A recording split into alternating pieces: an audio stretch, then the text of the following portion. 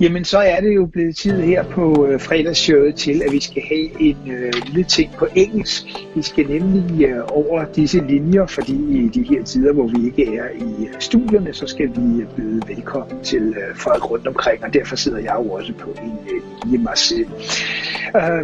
Nogle af jer husker måske Brenda Eunices fra Brenda Eunice Cover, som var på besøg på fredagsshowet sidste år i juni måned, og nu er vi så heldige, at vi har fået hende med igen, så vi vil gå over på engelsk. Og Brenda, you're with us on the line. Welcome along. Yeah, I'm happy to be here with you again. It's great to have you here, and we was privileged of having you in the studio. I mean, last year in June you came to our studio. Yeah, I remember. It was very exciting. Yeah, the studio was filled up with people, and also you joined us on Ringstead. Exactly, and my friends on Facebook, they were very excited, Yeah, it was great. It was great. Yeah. But the reason why you've now come on the line was because you contacted me to ask me if we could talk a little bit about this coronavirus that is also now registered in Africa, in particular in Uganda, where you are from. Yeah, but we don't have so many cases of people dying there, and I've heard from different countries in Africa that there are a few cases of people with the virus. So it's a little bit puzzling, because we have these cases in Italy, Spain, and people are dying there. So it's a little bit puzzling to me, and that's why I called you some time back, and I wanted to talk about it. And of course, people are worried, and they needed some kind of hope. Yeah, indeed. Yeah. Indeed. And that's what we want to do here. We want to send the positive message, the message of hope, to encourage people of, shall we say, there is a day after this, and to get back to the good days where we all can meet up and all have a good time. But when are those good days coming? Because, by the way, I heard, the schools are opening again, but most parents are really scared, especially parents with young kids. And some parents were even thinking they don't want to take their kids to Banehon in the first 2 weeks. Who knows, maybe one of the kids can come with a virus and the whole school is infected. Yeah, so that is the dangerous part of it. And that is the discussion here in Denmark. And I maybe want to, shall we say, we also come back to that, because we were just before you were saying about there's quite, shall we say, more cases of the virus in Europe than there is in Africa. And I mean, and I was thinking about, could it be something with, I mean, in Africa there's been, shall we say, many epidemics before, like Ebola and those things. Are people more addressed to take care there now, or why can it be? Actually, I have no idea. I think it's just a blessing for Africa this time, because I was in Africa. I witnessed people dying of Ebola and cholera and HIV. This was much worse, people's skins would rot. Then now we have the coronavirus, and to me, it's nothing. It's just a flu, and then it comes and it hits the world globally. But then in Africa, we've had worse cases. So that is just what we have to hold on to, that hope, and hope for all the good people of Africa, that they this time will be, shall we say, saved of all these bad things when they had so many things before. They deserve to have a better time now. Yeah, but we are not safe, because I think after this we are going to have one of the worst financial crises. And of course, when the West, they don't have money, because they don't net money to Africa. And when they don't have money, of course, it gets worse in Africa. For example, now in my country, Uganda, people are dying of hunger because there's no money. What if it comes in the future, next year, and the West can't, give us money or loans? How are we going to survive? So I think it's going to, it's affecting everyone, So it'll be global all around the world. Yeah. Yeah. But that is something that we have to see, and there's been so many things about here in Denmark also, with all the small businesses closing down, and they can't go on, and now shall we say, the politicians in Denmark wants to help the different small businesses to save them instead of they have to fire all their employees. Yeah, actually, I was talking to one of my friends today. He has like an auto center in Roskilde, and he's like very stressed and depressed. He said his company is running bankrupt. He said he's losing 100,000 krona per week. Wow. He's very stressed. Indeed. And he said, I think I'm going to close my company. This is a company he has had for like 20 years. Wow. And that is the sad thing of all these good businesses where people are trying, people are doing all their best, and it ends up with that they maybe can't go on because of this epidemic. That is very sad. But I think it's like good in Denmark, yeah, when they say they're going to compensate like businesses, I think they really mean it, because they have tried to give money to like, fair paying, something like that, like to people. Yeah. And have you heard about this? Of course, it, like that tax back, like every year they give back money, like tax back, or you have to pay back.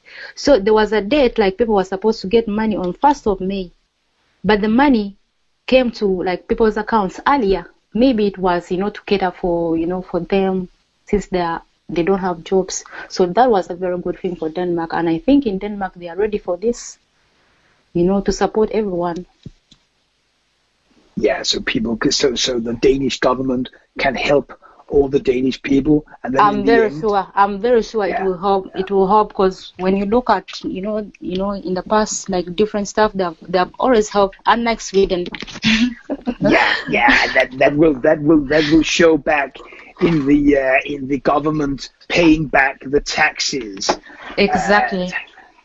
And then it'll help out in the end, and that is so good of the politicians and everything. It'll help out here in Denmark. In Denmark, yeah. And of course, I've witnessed it already. They're helping the people already, but something we don't have in Africa. People are dying of hunger. Yeah, and that is. I mean, and you're completely right about when you're saying it's on the longer term. It could be difficult for the whole world. I think we are going to have a financial crisis, a big one. Yeah, some people say even it'll be worse than 2008 when we had the financial crisis then. Yeah, that's what I'm assuming. Yeah. But let's come back to the talk we had just before, because you said about also, now we heard on the press conference on the radio on Monday on the TV that all the Danish children up until 11 or 12 years old, they are going back to school on Wednesday. And you have a daughter, she's how much, 4 years old? She's making 5 on next month. Yeah. And how do you feel about that they're saying that the children can go back to school or that kind of thing now? Myself, I don't think I'm going to take my child in that first week to school, because I don't know how many kids, maybe some kids are affected. So I wouldn't risk, because this is my child, she's my only child. I wouldn't risk taking her to school. I'm going to be one of those parents who are not going to take their kids to school in the first week. Okay, and then what about after the first week? Then I have to monitor the situation.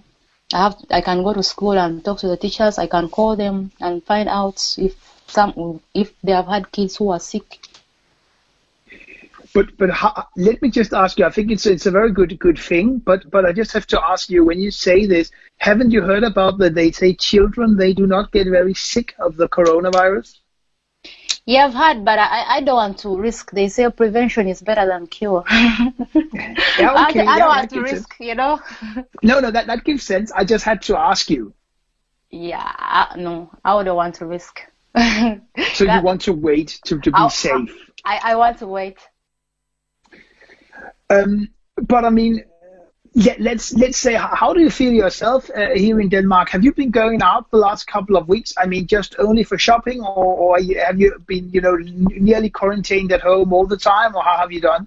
Yeah, I was a little bit scared, so I've been like home all the time. Before they announced the lockdown, I bought like enough food, and I stocked my fridge and my freezer, and I bought almost everything. And I've been like inside almost all the time because it really scares. I tried to go out one time, and people were distancing themselves from each other, and that was like, how can I call it, like traumatizing to me. So you mean by seeing the people, normally they go and say hello and everything, and now they were just away from each other? No, like when you're walking like on the street and you happen to meet someone, they're going to cross, maybe they can cross the road just to avoid you, something like that. And that's traumatizing. It's like everyone is running away from each other, on the streets. It's so traumatizing to me. So I'm like, okay, let me stay in my house. When I want to see the sun, now the sun is coming out, I can open my windows and, enjoy the sun. Yeah. That's probably the right thing. That's a good idea. And then I've tried to go out one time. Then I came back and I was sneezing. Oh, so you got a bit scared? Yeah. Yeah. Yeah, but it is probably a matter of, shall we say, taking precautions, being careful, and taking it easy. Exactly, I think so.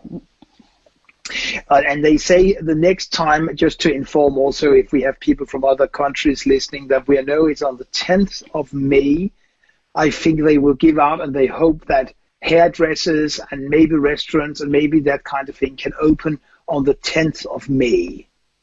So why can't they wait with the kids? Because these are young kids. Why should they take the kids earlier? It's like making a sample on them. One of the parents joked and she said, I don't want to take my child to school. I don't want her to be part of the sample.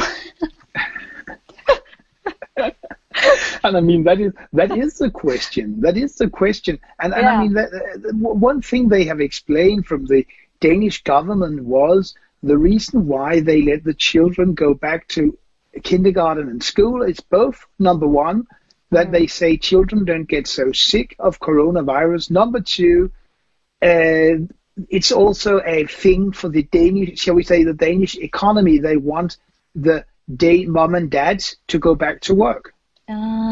Okay. So it's like a double thing, because the older children, I mean from 12 to 16 years old until 9th grade, they can, shall we say, just be at home and enjoy themselves. Yeah. So I think that's the talk, and that's the should we say the thing why they are not going back to school, or that they let small children go back first. So you said we're going to get a speech on Monday in Denmark. I'm not too sure if there will be one again on Monday. There was one last Monday, but I think they seem to give many. I mean, right until today, when we're recording this, they had one Thursday morning here where they talked about the financial packages they would give to all the small businesses as well. I've already gotten my financial package. I got it 3 days ago, and I said thank you, Denmark, and I'm glad to be here. Yeah, indeed. But I want to ask you as well, how have you got some reports from your family in Uganda? Are you talking to them about this virus? Yeah, I'm talking to them, and they're always in the house. They're not working, and the situation is worse there. But of course, they can afford the food. But think about the poor families who can't work, who can't fend for their families, and they are asked to stay in the house. And in Uganda, it's worse. Do you know what our president did? He said everyone has to be in the house. I think from 7 o'clock. And when they find you on the streets, they beat you like a dog.